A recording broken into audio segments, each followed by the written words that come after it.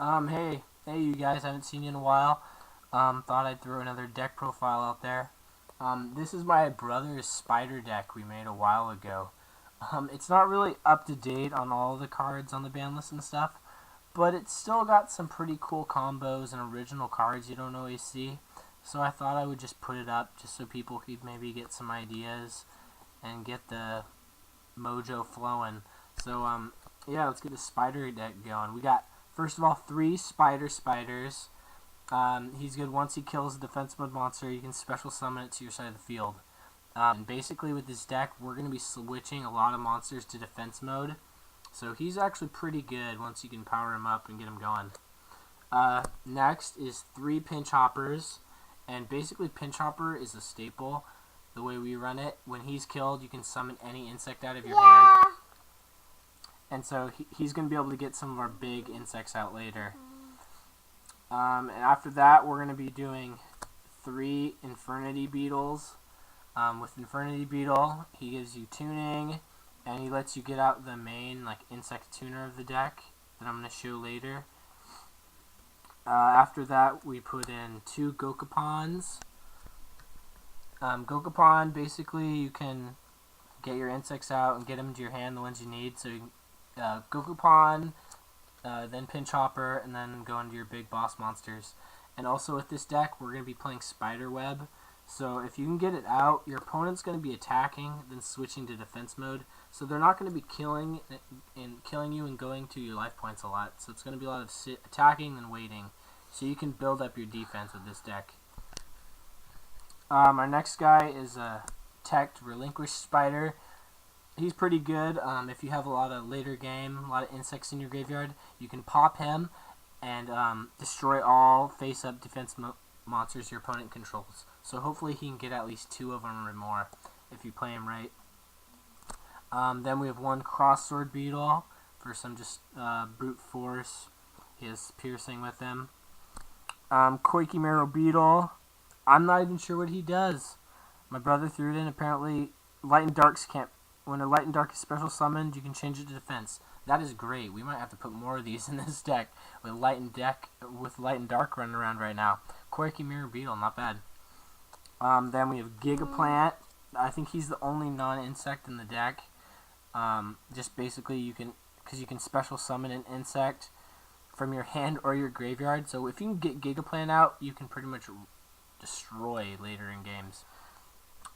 Then we have Mother Spider, which is this is one of the other bigger monsters in the deck. So this deck, it's a lot of special summoning, get your opponent in defense mode, win from there. And then Doomdozer, I think he should put in 2 in here. We have 1 right now. He's another big guy. But here are the big boss monster of the deck. It's Earthbound Immortal Uru. Basically, you have to have the field spell out, which is going to be Spiderweb. And when he's out, he can't be attacked. And he can attack life points directly. So if he's out, he can take over. If your opponent can't stop him in 2 turns, you pretty much win. And if their monster's in defense mode, they're not going to be able to attack him. Yeah, Earthbound Immortal Uru, pretty cool. He's beaten me a couple times with this card. It's pretty annoying.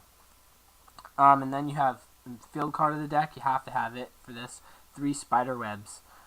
Switches all monsters into defense mode after they attack. Slows the game down and gives spiders a chance to win. Then just some staple magic cards. MST, Monster Reborn, Dark Hole, Book of Moon, and now Terraforming. And now some of the tech cards we have in here.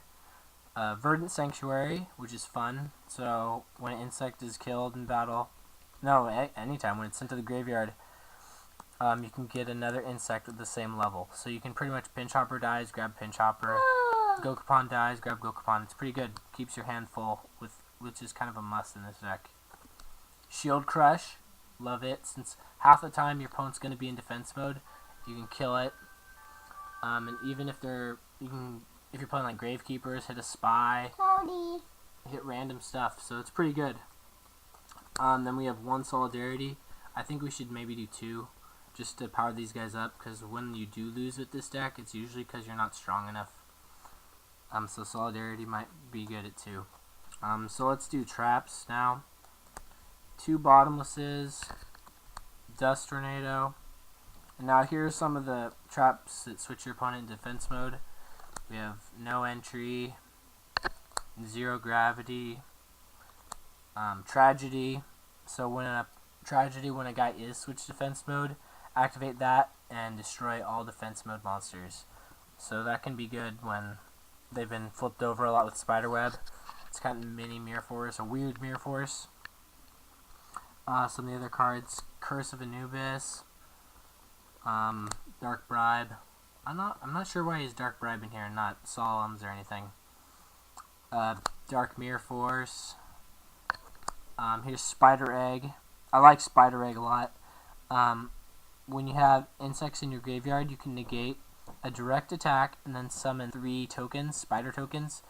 So you can pretty much use those, sack them later for Earthbound Immortal or whatever you want, and they provide like a weird scapegoat and stop an attack. And then the last trap card is Lair Wire. Remove an insect from your graveyard and destroy one of your opponent's monsters. That's pretty good for insects. Remove one, pop one.